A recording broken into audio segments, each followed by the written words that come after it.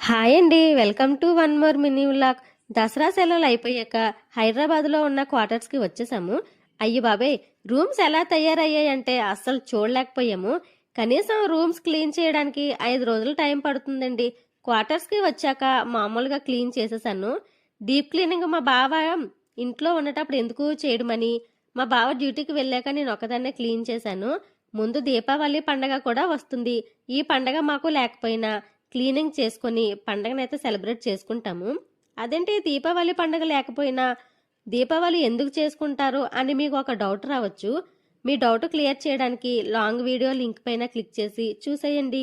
పని అంతా ఒకదాన్నే చేసుకుంటూ పిల్లల్ని చూసుకుంటూ వారిని రెడీ చేసి వంట చేసి స్కూల్కి పంపి మళ్ళీ ఒక్కో రూము ఒక్కో రోజు అన్నట్లు చేసేదాన్ని.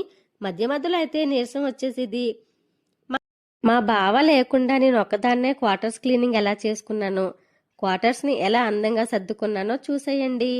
ఫస్ట్ టైం కనుక మన ఛానల్ని చూస్తున్నట్లయితే ఛానల్ని సబ్స్క్రైబ్ చేసుకోండి. వీడియో నచ్చితే లైక్ చేయండి, షేర్ చేయండి. Thank you.